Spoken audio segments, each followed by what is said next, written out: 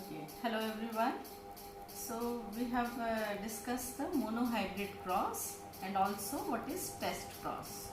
Now based on the observation of monohybrid cross, Mendel framed two laws of inheritance. They are, first is law of dominance. What does it state that?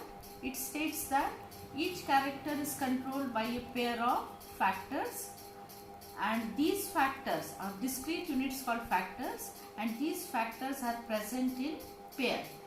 It may be the two factors may be similar or may be dissimilar. Now this explains the appearance of only one character in F1 generation and both the characters in F2 generation.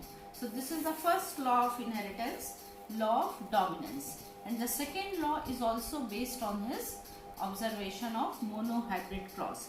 The second law is called law of segregation. This law he framed on the basis of this observation that in F1 generation one of the character did not appear. Okay, like tall was crossed with dwarf, only tall appeared, and in the next generation F2 both character appeared as such. There was tall and there were dwarf also.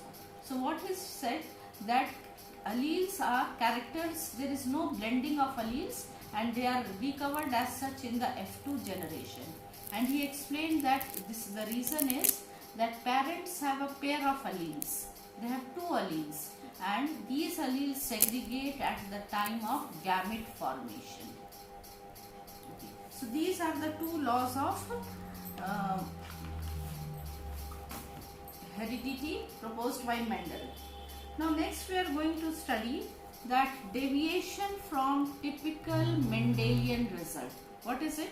When further studies were made, it was found that the result did not match exactly the result of monohybrid ratio. In the monohybrid cross, what we have seen, what was the phenotypic ratio? 3:1, and genotypic ratio was 1:2:1. So in one cross it was found that when two organisms were crossed, they each had a distinct character, but in the first generation neither of the character was present. It means the two alleles of a gene are, none of them are completely dominates each other in the first generation. Okay, so and the character is somewhat intermediate between their independent expression. This I will explain. This example is given in a plant called snapdragon or dog flower.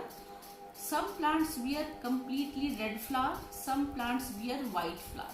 So when the cross was made between red and white flower, in the first generation what it was expected that the flowers will be either completely red or completely white. But to their surprise they found that the flowers were neither completely red nor white, but they were pink colored, which was somewhat intermediate between pink, red and white. And when they crossed this F1 into F1, what they found? Again some plants were red, some pink and some white, in the ratio of 1:2:1. Like one was red was 1, 2 was pink and 1 was white. So phenotypic ratio and genotypic ratio was the same. Okay, now I will explain here. Yes.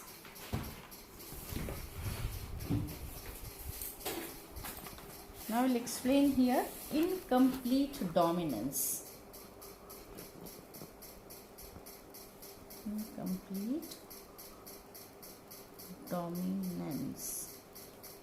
Now parents. P stands for parents. Here I am writing RR stands for red flower. Okay. And it was crossed with small r, that is white flower. Okay.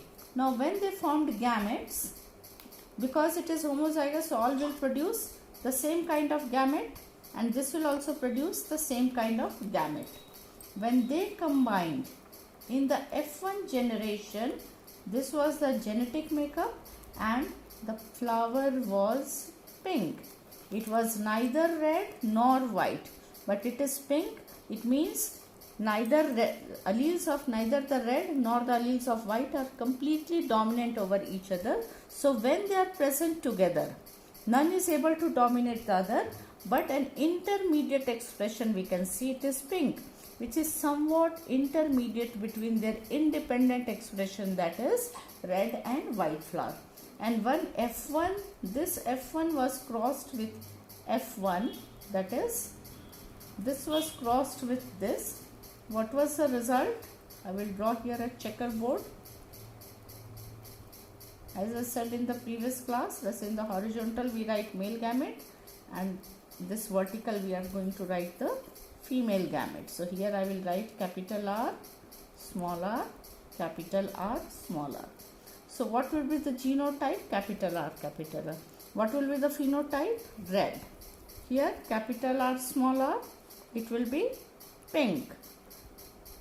This is again pink, and this will be white. Okay, so what is the, I'm just writing P ratio, means phenotypic ratio is what?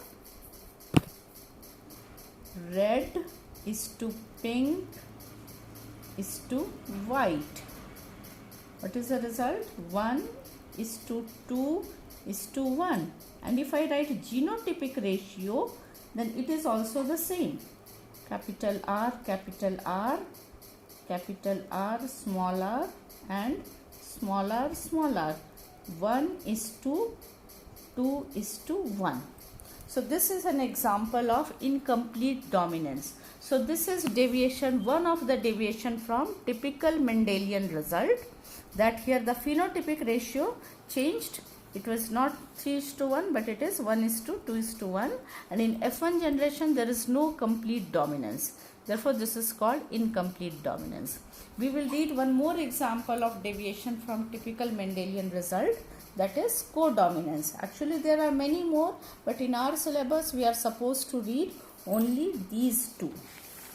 Okay.